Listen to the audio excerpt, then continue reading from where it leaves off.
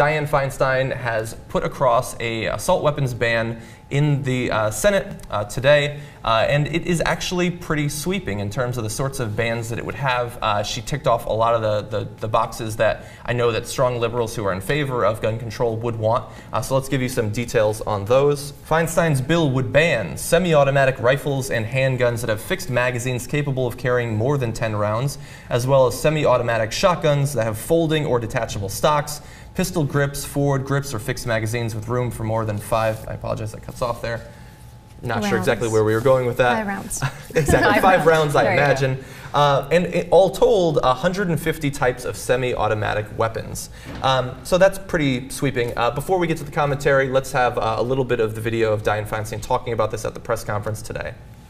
Today, my colleagues and I are introducing a bill to prohibit the sale, transfer, manufacture, and importation of assault weapons and large capacity ammunition feeding devices that can accept more than 10 rounds.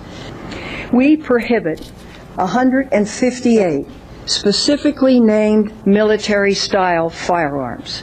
The purpose is to dry up the supply of these weapons over time. Yeah, and it wasn't in there, but and if it was, I missed it. She says no weapon is being taken from anyone. Right. Now, I have a feeling that Republican or conservative radio personalities probably will miss that little fine text there. But what do you think about this? I mean, I honestly don't know your positions on gun control, but this is a big bill. Now, as she says, it's going to be an uphill battle to get it passed, but I think liberals will probably be pretty happy with this.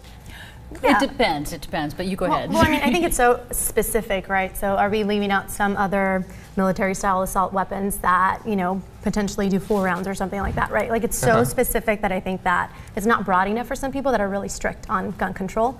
But I think it's actually a really positive step, right? At least we're trying to take some guns off the streets, and we're not taking away anyone's rights, or you can keep your gun if you have one of these. So I think it'll make some people happy on that front. Yeah, I mean, it says right there, you know, that it includes a grandfather clause that would exempt assault weapons that are lawfully possessed on the date the law would be enacted. So nobody's getting their guns taken away as long as you own them lawfully. And there's no problem with that. And, you know, background checks are going to be required before you can sell or transfer that weapon to somebody else. And, you know, that's not taking the gun away from you. That's not taking the right away from you. It's just saying, hey, listen, we got to make sure that the people who do get it are people who, you know, deserve to get it, are law-abiding citizens, aren't crazy, you know, because right now, obviously, we have a problem with crazy people getting access to guns. So my question is, how will it affect secondary markets, right? Like, and how will it be enforced? Sure, you have this great, you know, new potential law and so much legislation being put on the table, but if it really happens, like, how will you control it outside of, you know, legal places that are selling guns? Does it close the gun show loophole, exactly, for example? Exactly. Does it close the private sale, you know, where people can go in as a straw buyer and buy guns? They're law-abiding. They can pass the background check, so they go and they buy it for people who can't pass it.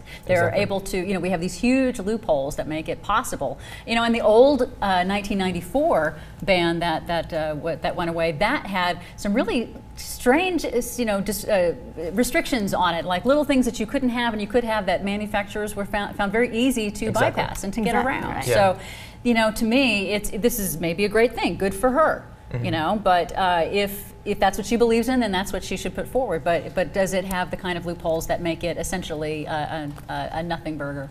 Yeah.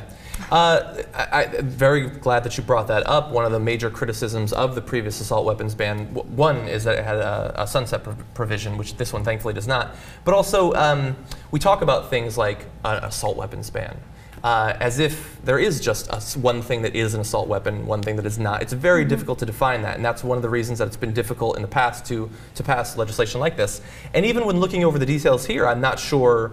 There are particular places where I don't know that even me, and I'm not a huge Second Amendment rights person, I don't know that I agree with it. I mean, the fact that something has a folding or detachable stock or a pistol grip, that sounds bad. And when you look at a picture of one of these guns, it might look menacing. But I know that growing up, I've talked previously on the show, I used to go shooting with my father, just target shooting. And I had a .22 caliber rifle that had a banana clip and a bipod and a scope. And if you were to just look at a picture of it, it looks like something some terrorist in Afghanistan would be holding. but it could barely knock a can off of like a railing or something like that. And so I worry that in getting caught up with accessories and things like that, that we might get off track. And there are a lot of weapons that are going to be banned by this. I do think that it's extremely important, and Cenk talks about this all the time, that we ban the sale of magazines that can hold more than 10 rounds. I don't know where you want to put the level, but 10 seems fair. Although, of course, the ones that are already out there are going to be sold in secondary markets, as you said. We don't know that there's going to be any regulation on secondary markets, and it's not impossible for people to craft their own. So we've said before, these sorts of laws are not going to stop mass shootings, they're not going to stop massacres in schools, but if they're able to pass it and somehow get it through the House, I think that would be a good step.